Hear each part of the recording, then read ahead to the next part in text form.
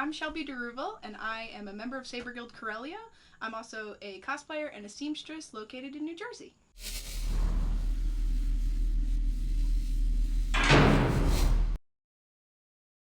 Hi, I'm James Hannon, author of Anatomy of a Cosplayer, Tales from Behind the Mask, and I'm here with Shelby de Rouville of Saber Guild. Today, we're going to learn everything about Shelby and Saber Guild, and who knows, I might be sabering up. Are you ready? All right.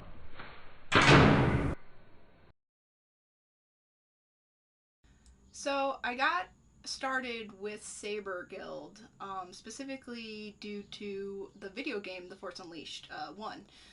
It came out on the Xbox 360, and I just immediately fell in love with it. Everything about Starkiller as a character, as his designs, everything about him is just so unique and awesome that I immediately fell in love with him.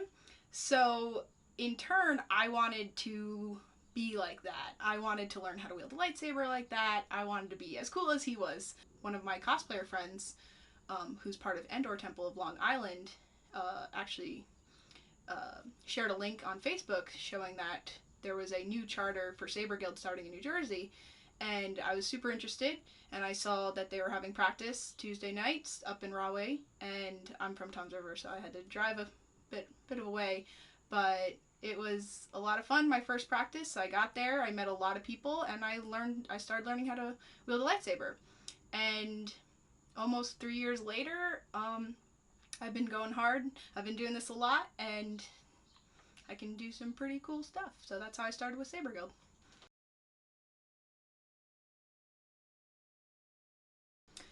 So I do have quite a handful of characters that I cosplay. So I have Fiona from Adventure Time, I have Sailor Neptune from Sailor Moon, Mega Man Zero from the Mega Man Zero games.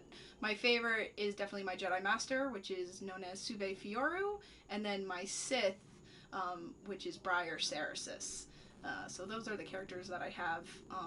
Out of all of them, my favorite one is definitely my Sith. When you're going around, looking all sinister and everything, and you go around and people kind of look at you, and you're like, and you can look at them back. I mostly make my own costumes, my own parts of the costumes. There's a few things that you do have to buy sometimes here and there, but for the most part, most of my costumes are handmade by myself. So from the beginning, I guess it all starts off with deciding your costume, picking what you want to do, and then for me personally, I usually sketch everything out on my sketchbook, really break down each part of the costume, and then try to decide how I'm going to tackle that. Go to the craft store, go to the fabric store. I shop mostly at Joann's because coupons, and then break it down each part, sew it together, figure out how I can attach it to my body. That's definitely the most important part, though, is figuring out how to attach things to the body. Put it on your body and make sure it fits and works. Do a jump test. For those who don't know what a jump test is, put your costume on, jump around on it, make sure nothing falls off. Definitely jump test is a good one. And then see if your costume works and if you can take it on the con floor. It was a baseball game at the Lakewood Blue Claws Stadium, and that was my first true performance as a full-fledged member of Saber Guild, and I was in my Jedi Padawan at the time, Tez Corin, and at the time there wasn't a lot of female members of Saber Guild, and I think I was one of the only female Jedis that were there that day, and I remember standing in line with all my other fellow Saber Guild members, and this little girl saw me in the crowd, and she locked eyes with me, and she ignored everybody else, came running right towards me, and just was all smiles, asked for a hug, and then was just like, she turned around to her dad, who was behind her, and just gave the biggest smile, and just like, take a picture, Daddy! I got to meet Sam Witwer at Star Wars Celebration Chicago 2019, and I was dressed as Starkiller, who he plays in The Force Unleashed 1 and 2, and that was just an awesome experience, and I couldn't have wished for a more awesome celebration experience than meeting Sam Witwer wearing the Star Killer costume. So one of my worst experiences being in a costume actually happened at a Saber Guild troop. I was my Sith, Briar Cerasis, and we were doing a performance. And this was an event that alcohol was being served at. We were in the middle of a performance, and this guy who was drunk decided to step in on the action halfway through the show and came between our members who are swinging their lightsabers at each other. So I had to come at him a little bit in my Sith character and like tell him like, sir, you cannot be here. Not a good time for you to be around swinging metal and plastic. So please step away. And he ended up actually getting kicked out of the event because he was just being overall disruptive. So stalker experiences are definitely more common than they should be, but unfortunately, it is something that people deal with pretty regularly. Unfortunately, I was at a convention and I was helping at the table, answering questions and stuff like that, and a guy came up to me and decided that he wanted to talk to me, which is fine. I can talk to anybody, and halfway through the conversation, he gave me his name, and he offered a handshake, so I gave him a handshake, and he pulled me in towards him, and he whispered to me, he was like, "You're really pretty," and like he backed off a little bit after that, but it was definitely nerve-wracking. Thankfully, the guys at the Saber Guild table, I told them of it, and they kind of kept an eye out for him. The guy kept coming back to the table, kept asking where I was throughout the event. I didn't feel comfortable. I didn't feel safe. He did end up, at the end of the day, because I was in costume, he did end up following me to the bathroom, so that was even more concerning, and I actually had to like sneak out of the convention just to make sure that like he didn't know where I was going.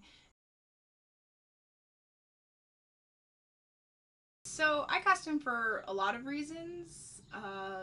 Actually, one of the biggest ones is I love to create. I like to be innovative. I like to solve problems. And then on top of it all, like in regards to Saber Guild just offers that extra layer where you can really interact with people. You can really bring a level of connection that you don't see in the real world. You watch the movies, you watch the cartoons, you play the video games, and you're like, yeah, that's really cool if there's a lightsaber and these people are doing these awesome fights. But when you see it in person, that's what Saber Guild offers, is that like that real life lightsaber experience. So Saber Guild is a Star Wars lightsaber performance group. What does that mean? We're solely focused on Star Wars. We're recognized by LFL, Lucasfilms Limited, and Disney. And we also focus on choreography and performance. So not only do we go to events dressed up as Star Wars characters, but we also learn how to wield lightsabers. So the main charity that Saber Guild Corellia focuses on here in New Jersey is Robert Wood Johnson Children's Memorial Hospital. That's our main charity that we that we raise funds for throughout the year. We also have raised funds though for the New Jersey Special Olympics as well as Make-A-Wish. If somebody who is interested in joining Saber Guild, they definitely want to go onto saberguild.org, find out where the nearest charter is located to them. We have temples located all around the world, and even if there isn't a temple located near you, you can still reach out to the global team, and they can put you in touch with people who might be interested in starting a temple in your area. You definitely need to have a costume. So Saber Guild focuses solely on lightsaber wielding characters, so Sith or Jedi, good or bad. Definitely one of the most important things that you'll need to join Saber Guild is a lightsaber. A combat-ready lightsaber, to be specific. Definitely not something from the toy store, retractable plastic, nothing like that. These are a little bit more hardcore than that, and what battle-ready means is that we actually do hit each other a little bit with these. This is a polycarbonate blade, and the hilt is made out of some kind of metal. Mostly aluminum is the most common, but this one, as you can see, is aluminum, and it has some powder coat on it, so pretty cool.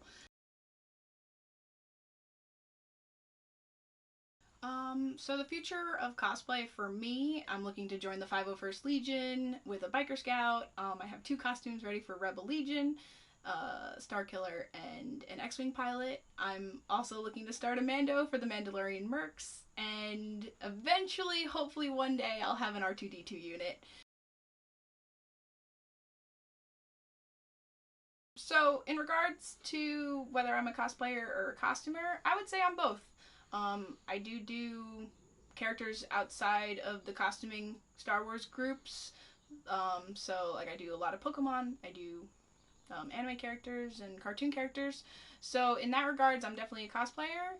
But as for costumer, I would say I'm one of those as well in regards to the Star Wars groups. I don't know, when I'm cosplaying, I'm not really a character though, so am I really cosplaying if I'm not being in character? I'm actually more in character when I'm being my Star Wars characters, because we do our performances, we do live shows, and you have to act, and you have to be in character during those moments. It gets a little gray. I think they kind of overlap each other in a lot of ways, so I would say I was both.